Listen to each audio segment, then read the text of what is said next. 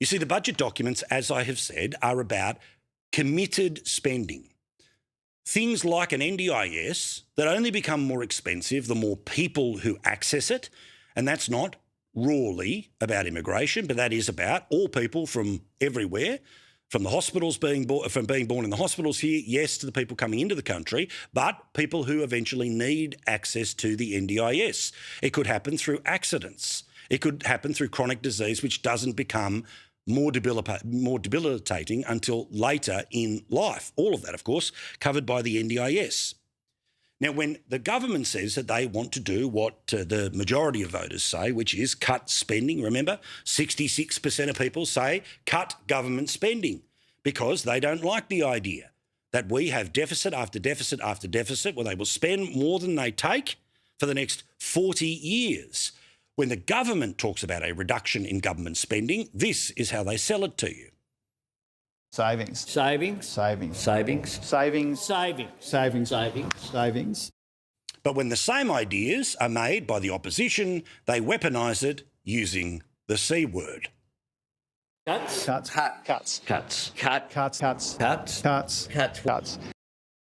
So the recognition is with a structural deficit, with a guarantee of budget deficits for the next 10 years and high likelihood of the 10 years after, the 10 years after and the 10 years after that, the $1 trillion in debt now, which of course grows with this year's deficit, next year's deficit and until we go way past $1 trillion. That happens this financial year.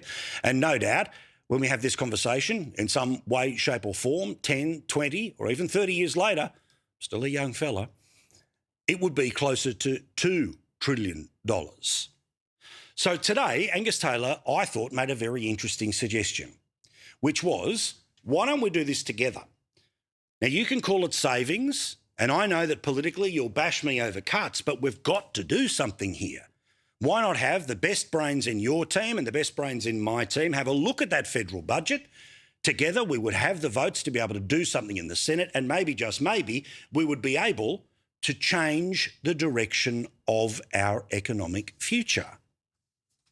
Here was Angus Taylor making a common sense pitch today on the likelihood of the government remaining so for at least the next few years, but if they had the support of the opposition, they could maybe make some of the things that would be politically unpopular, but they'd have the cover of the majority of the parliament.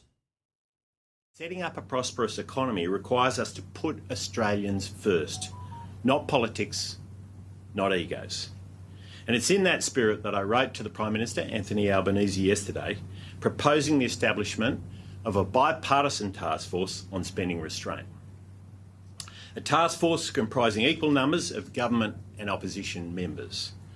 A task force with the objective of identifying and agreeing to practical measures to reduce inflationary spending and commence budget repair.